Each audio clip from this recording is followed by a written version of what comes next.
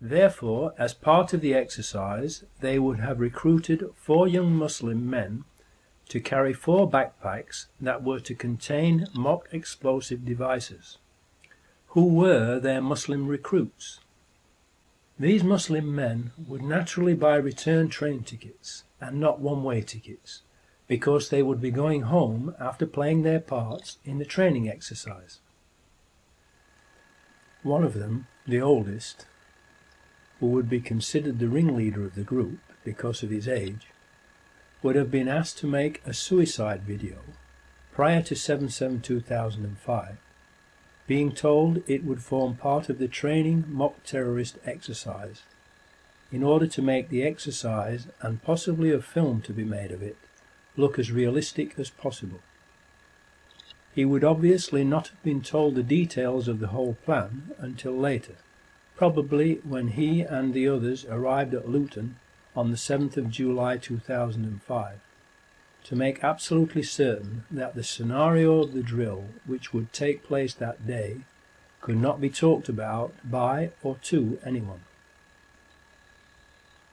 The second oldest would also be asked to make a similar video as a backup for just in case anything went wrong and or the oldest pulled out of the drill before the 7th of July 2005. It should be noted that neither Mohammed Siddiqui Khan nor Shehzad Tanweer specify what their targets were in their videos.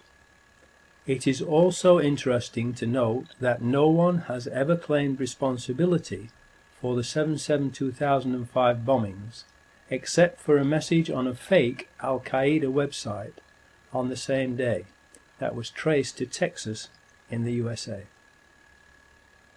2 years afterwards, because more and more people doubt the official story and are proving it to be lies and deception, and are rightfully demanding an independent investigation, the police have arrested, frightened, intimidated and harassed Mohammed Siddiqui Khan's widow into publicly condemning her husband.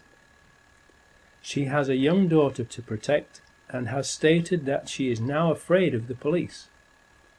They kept her in custody for 6 days to intimidate her and then showed her what they claim is her husband's will and suicide note. Obviously, this was done to get her to condemn her husband publicly, in exchange for the authorities' implied agreement to leave her alone, to which she will have agreed in order to protect herself and her young daughter from further harassment. Where were these documents found, and why did it take 2 years for them to be shown to her? They are, after all, her rightful property, if genuine. 2 years is ample time to forge a short handwritten note and signature on a will. In view of the amount of time this suicide note has taken to be mentioned, the timing of it, and all the lies and evidence the authorities have told, fabricated and planted, it cannot be trusted and must be considered another forgery, along with any other new so-called evidence that they might come up with. So the scene is set for the training exercise to go ahead. The fake terrorists have been recruited, the suicide videos have been made, and everyone has been given basic instructions for the day that the exercise is to be put into operation, 7/7/2005. The 4 mock terrorist actors were to meet at Luton train station at 07:20 AM on the 7th of July 2005 and catch the 07:40 AM train from Luton to King's Cross Thameslink station with their pretend bomb backpacks, and then split up and catch 3 tube trains and 1 bus to prearranged destinations where the fake explosions were to take place as part of the training exercise. Finally, the big day arrived. Everyone was ready. Everyone was either already where he was meant to be or was heading there. But first, let us take a step backwards for a moment to look at the bigger picture and put this mock terror exercise into context with what was happening in Britain at that time. Tony Blair was in big trouble, because he had just been sent a very clear message from the British nation via the May 2005 general election, in which he was almost voted out of power, that the British people did not want British troops fighting in George Bush's war of terror in the Middle East. So, to be able to keep the British troops fighting in the Middle East, Tony Blair desperately needed something to happen to change the nation's mind.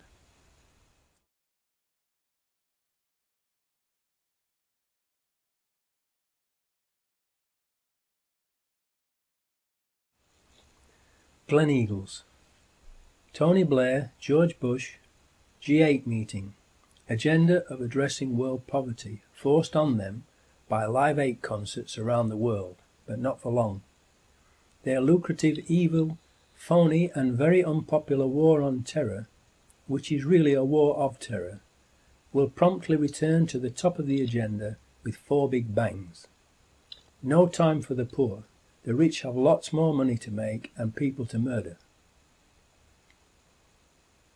Leeds, where 3 of the Muslim actors lived and were recruited, and where the oldest, Mohammed Siddiqui Khan, was befriended by the local police and was regularly called upon by them to help them to sort out gang rivalry problems.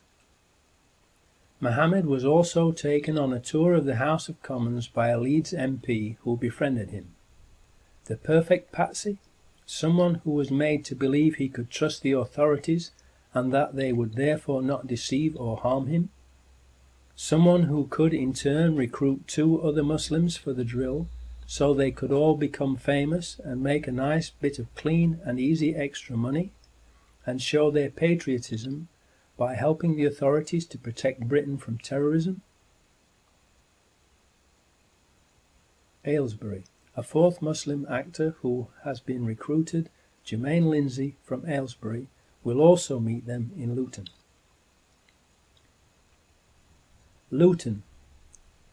Transport security firm ICTS, another Israeli company, has an office just a mile away from the Luton train station, which is suspected to be where the Muslim actors received their final instructions before setting off for the train station.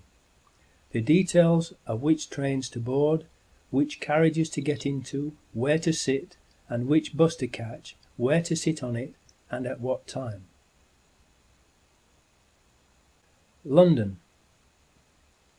Commissioner of Police Ian Blair, Rudy Giuliani, Mayor of New York on 9/11, Benjamin Netanyahu, who said 9/11 was good for Israel, Peter Power, and all those taking part in the mock terrorism drill are present in central London, in or around London Underground locations where the explosions take place, and also Tavistock Square.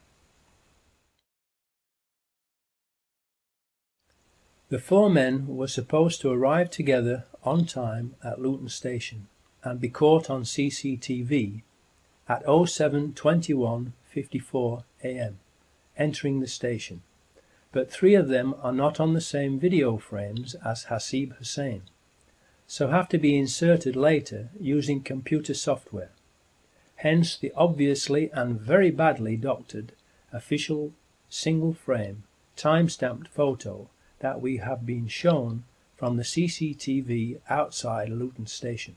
They can't show them moving because it has been faked. That's why they show only one single frame still photo. Why did the authorities have to fake this photo? They would have had to fake it because 3 of the actors missed the tube trains that they were supposed to catch and which blew up without them being on board. And so there was no video footage from Verint systems of them boarding the 3 tube trains for the authorities to be able to use as false evidence to try to prove to the public that the Muslims were guilty. So they had to doctor and show us the fake photo instead. Remember what Michael Portillo said on the May 2004 BBC Panorama programme. The coverage is going to be organised.